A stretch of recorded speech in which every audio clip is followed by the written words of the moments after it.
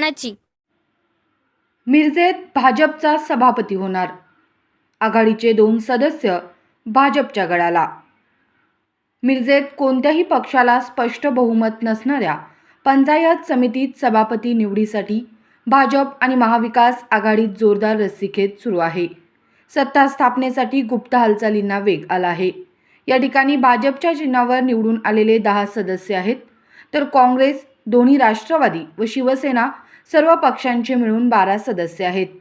भाजप विरोधात सर्व पक्षांची मोट बांधून सत्ता स्थापन करण्याचे महाविकास आघाडीचे प्रयत्न सुरू आहेत.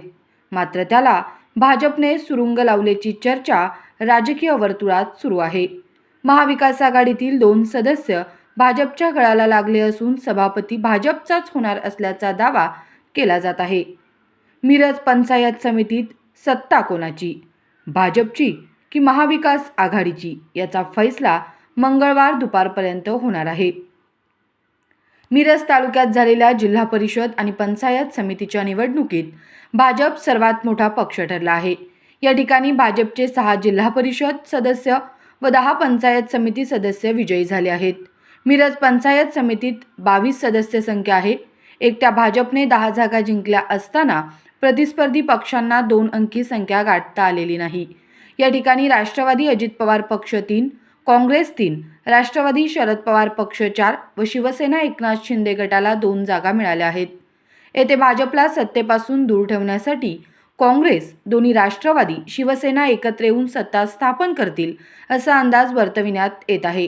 त्यासाठी 12 सदस्य संख्याही या आघाडीकडे आहे. मिरज पंचायत समितीत सत्ता स्थापन करणे हा भाजप व आमदार डॉक्टर सुरेशभाऊ खाडे यांच्या प्रतिष्ठेचा मुद्दा आहे. भाजपने विरोधी मोट बांधण्याच्या प्रयत्नांना सुरुंग लावल्याची चर्चा राजकीय वर्तुळात आता सुरू झाली आहे. आज मंगळवार दिनांक 10 मार्च रोजी मिरज पंचायत समितीत सभापती निवड होणार आहे. तत्पूर्वी महाविकास आघाडीतील एका पक्षाचे 2 सदस्य भाजपच्या गळाला लागल्याचे खात्रीलायक वृत्त आहे. महाविकास आघाडीतून राष्ट्रवादी शरद पवार पक्षाच्या रिदा मुजावर, काँग्रेसच्या तन्वी कमलेकर व भाजपकडून राणी भोरे या सभापती पदाच्या दावेदार आहेत. महाविकास आघाडीची सत्ता स्थापन झाल्यास राष्ट्रवादी शरद पवार पक्ष व काँग्रेस या दोन्ही पक्षांना सभापती पदाची संधी द्यावी लागणार आहे.